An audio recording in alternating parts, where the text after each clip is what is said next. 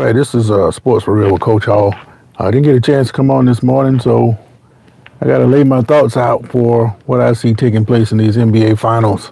The Pacers surprisingly took a 2-1 lead in the series last night by knocking off OKC, 116 to 123, or something like that.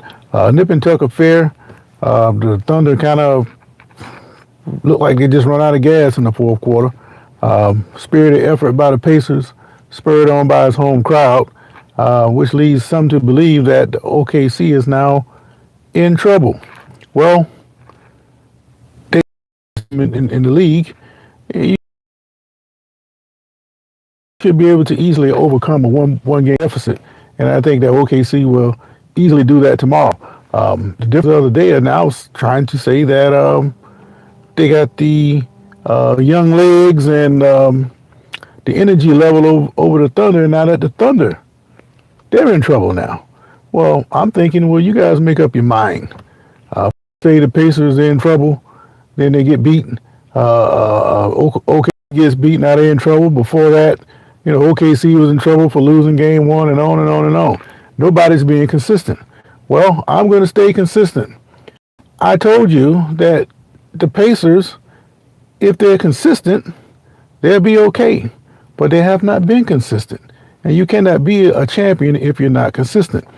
Mathurin, he's been playing dead all this time, and all of a sudden he gets hot. He's going to come back tomorrow, and he'll be lucky to get 10 points because OKC probably didn't expect him to do very much.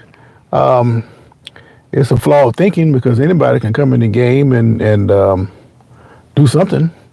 But what just calling me? Anybody can come in the game and get hot. And in this case, Mathurin, he came in like he wanted to let everybody know that he was still part of the league and he can contribute to his team. But I've been telling you all along that the Pacers, you never know who's going to show up with this team. And if your core group of players, are you worried? Not really. They turn the ball over far more than they normally do.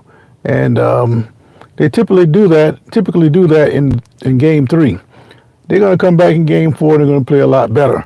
And as bad as they in the first couple of games, we're actually going to play on Friday, and then game 5 is going to be on Monday. So when OKC travels back, they have the extra day to rest between games. And I think if you're going to have long layoffs, you should have 1 day between the games and then travel with 2-day break.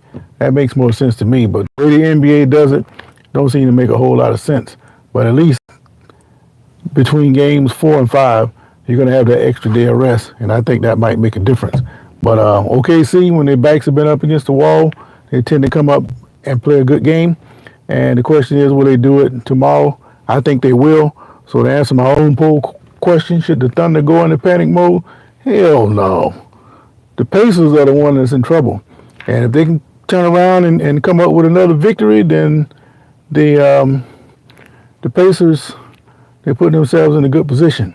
And it's far more surprising to me than a lot of other people because I haven't seen the consistency to make me believe that this team is actually going to win a championship, regardless of what the other teams do. So that's my take on that. If you got something different, drop me a comment and let me know what you think. Meanwhile, I'm out. I got a bad connection today. Liam, how you doing? Great day. This is Sports for Real. I'm out. I got on this, and the one vote I did get, they say that OKC should go into panic mode. I think not. Still a long way to go before a champion is crowned. But Indiana is scrappy, and I didn't expect them not to be scrappy. But OKC is still clearly the best team. But best teams don't always win, and Indiana's trying to be the next to prove that. Will they do it? We'll see. All right, till next time, have a great day.